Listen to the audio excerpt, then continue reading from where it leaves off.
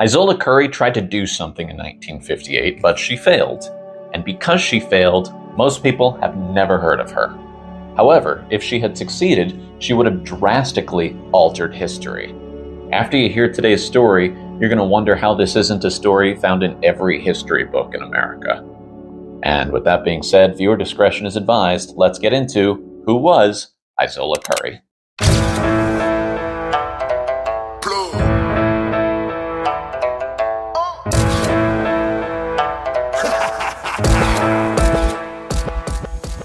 Born Izola Ware in 1916, she was one of 8 children to sharecroppers in the state of Georgia. She had a poor relationship with all of her siblings and often got jealous when they received more attention than she did.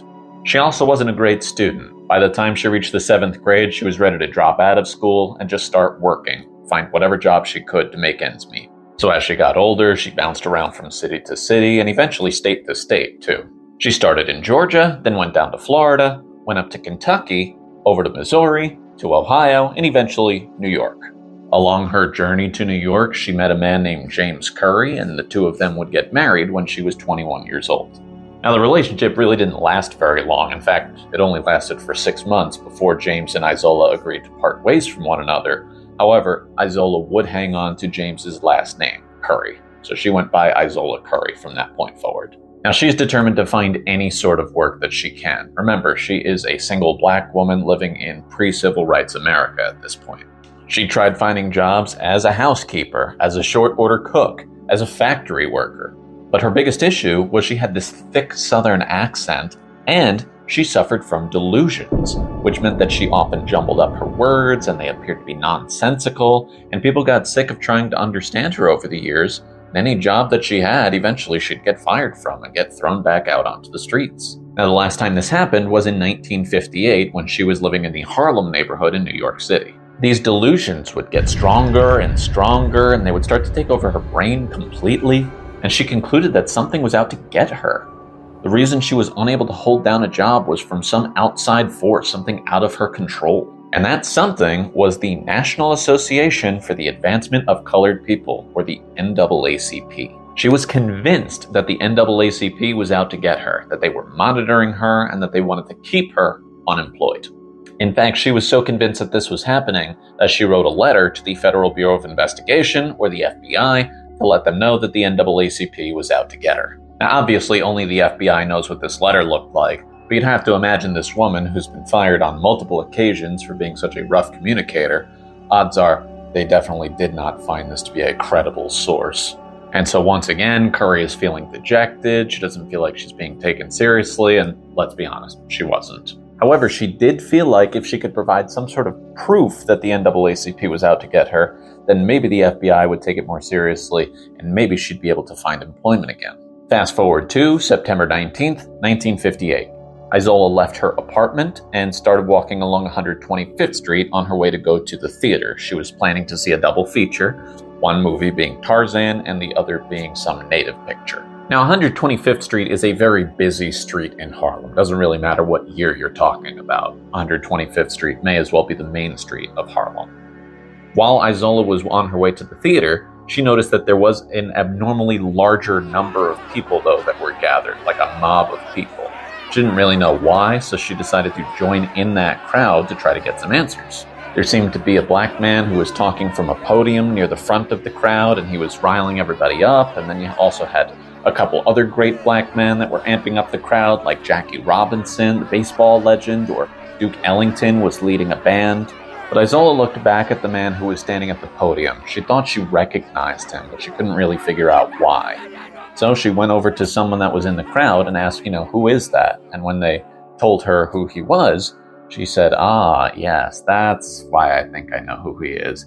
He's working with the NAACP against me. Curry even thought to herself, if I didn't have to go to this movie right now, maybe I'd have time to approach this man and plead with him to leave me alone. But she didn't do that. Instead, she just ventured on to her movie. The following afternoon, so September 20th, Izola prepared to do a little bit of window shopping along 125th Street. She wore a smart suit, cat glasses, earrings, and a necklace. Now, before leaving her Harlem apartment, she realized she forgot a few things, so She turned back into her apartment and grabbed something and put it in her black handbag. She flung that over her shoulder, and then she grabbed one more something and she put that item in her bra. After she had everything, she walked right out the door and onto 125th Street. Now, 125th Street was the perfect street for shopping. In fact, all of these iconic stores were right around this iconic theater, the Apollo Theater. Now, not directly across from the Apollo Theater, but pretty darn close, was a big department store called Blumstein's. Blumstein's was a dry goods store, one that Izola Curry had attended many, many times. However, there was something unique going on at the store today, a book signing. It was the debut book for whoever this writer was, so Izola Curry was intrigued enough to go inside the store that day. When Izola got into the store, she realized that this writer happened to be the same exact man who had been leading the crowds the night before on 125th Street. It was the same exact man haunting her in her delusions. It was the same exact man that was preventing her from having a job. What were the odds that Curry be given another chance to speak to this man as he signs autographs? So Curry knew she had to talk to him. Now, she was jittery, so she walked around the store a little bit to try to work up the courage to approach him and talk to him.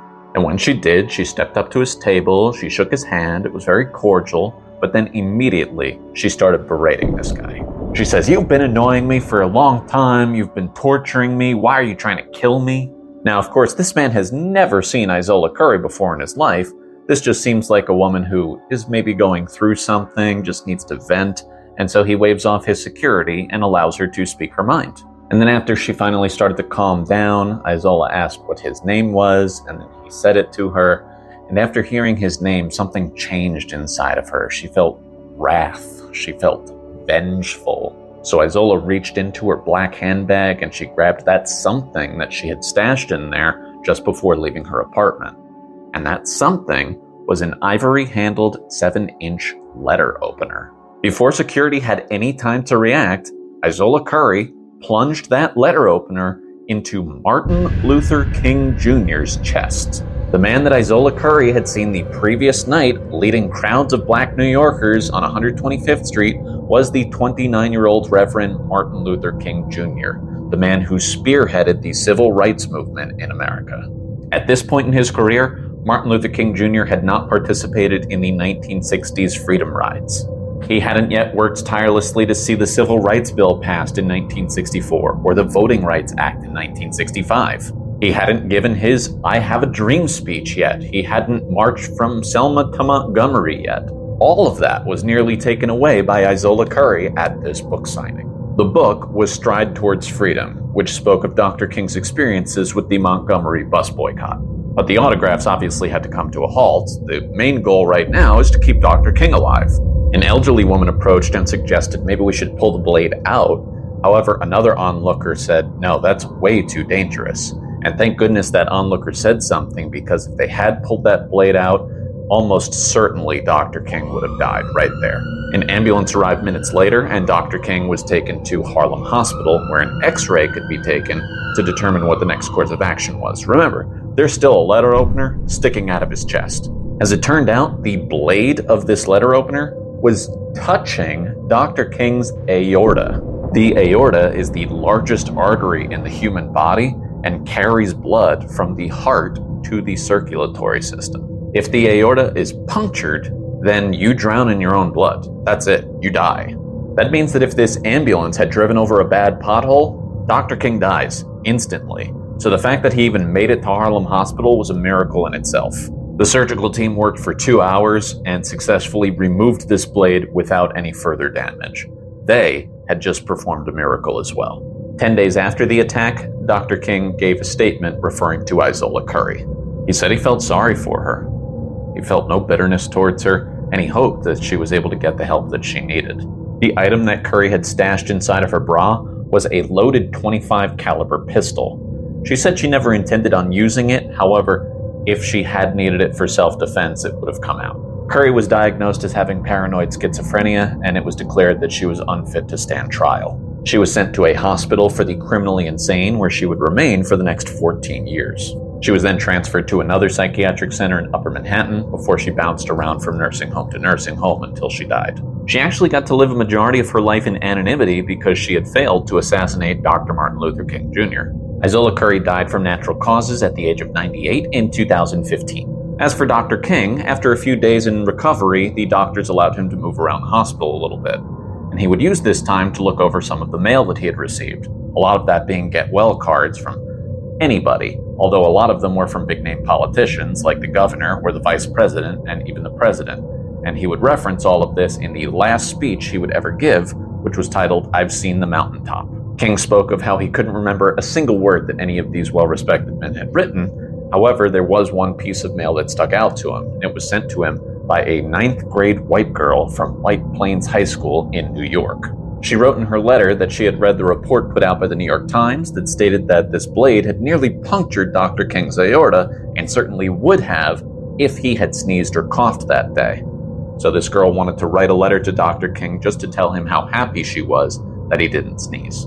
Dr. King would go on to list some of his accomplishments that he wouldn't have been present for had he sneezed that day before wrapping up that speech. Sadly, the very next day, James Earl Ray assassinated Dr. Martin Luther King Jr. at the Lorraine Motel in Memphis, Tennessee. Dr. Martin Luther King Jr. was only 39 years old. So that's going to do it, folks. These events that nearly change history are always a wild ride, so thanks for coming along the journey with me. If you enjoyed the video, please make sure to like, comment, subscribe, all that jazz. And until next time, deuces, kids.